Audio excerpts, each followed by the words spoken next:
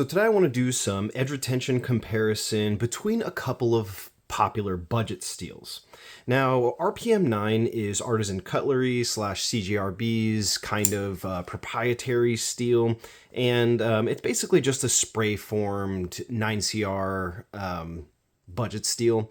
And Laren Thomas did a little bit of a breakdown on it, and it's a little more toughness than 440C, but a little bit less edge retention, and that actually puts it in a pretty similar range to 8cr13mov, which is a very popular budget steel, especially with Spyderco's and Spyderco's budget line Byrd knives. You see 8cr on the Tenacious, they're releasing their new button lock knife in 8cr, so they still use 8cr a lot, and you see this steel on knives as cheap as $20 and as expensive as like $75.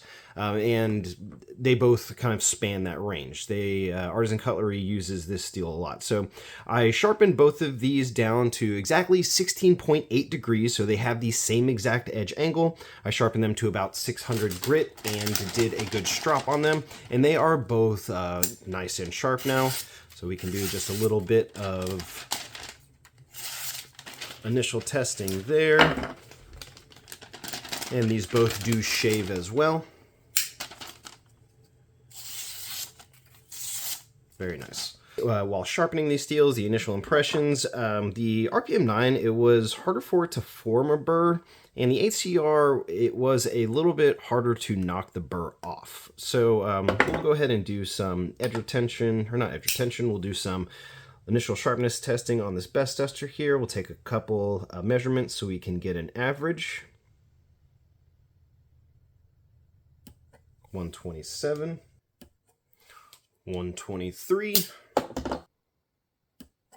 and 116. All a very good close range for the 8cr on the Spyderco, or not the Spyderco, on the Byrd knife.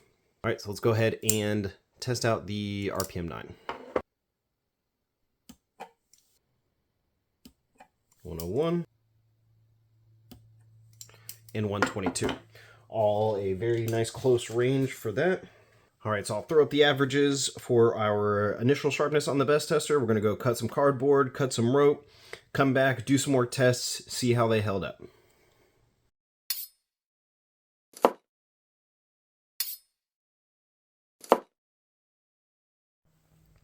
All right, so we cut up our rope and our cardboard. Neither of them are shaving anymore. I did leave them pretty toothy edge on them when I sharpened them, so they do still have like a good bit of bite.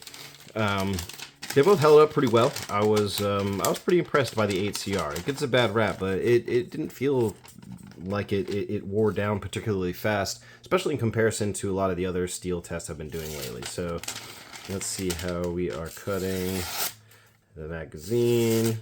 Very rough. You can see that, yeah, pretty rough cuts. It's still getting through it though, but definitely not as well as it was before. Let's check out the RPM9. Same deal. It's getting through it, but it is rough. So let's put some numbers to it and see what the degradation of those edges look like.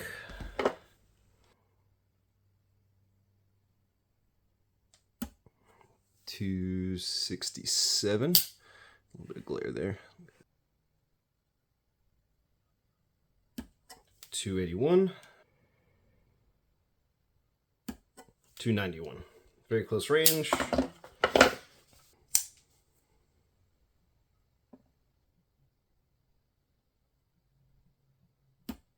271.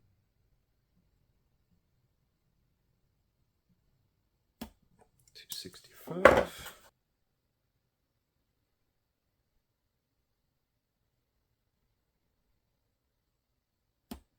256.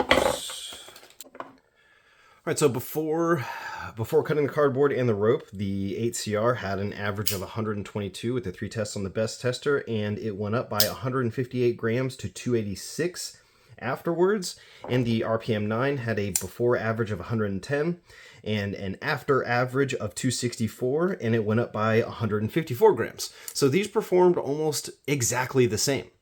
This 8cr13mov, I mean, people poo-poo on it a lot as like the budget steel, the bottom of the line kind of thing, and A lot of people aren't happy with saying that Spyderco still uses it, but it performs almost exactly the same as this 9cr. They have almost the same ratings. They both performed just fine for regular EDC and great for their price range. I mean, you can get both RPM9 and 8cr as low as $30, but I mean, with the platforms that they're on, sometimes you see them as expensive as like up to $70 with some of Artisan Cutlery's and some of actual Spyderco, not the Byrd brand ones. So, you know, take with that what you will, and I hope that kind of changed your mind about 8cr, and maybe it changed your mind about the RPM9 a little bit too. But I did find this interesting. Thank you for watching.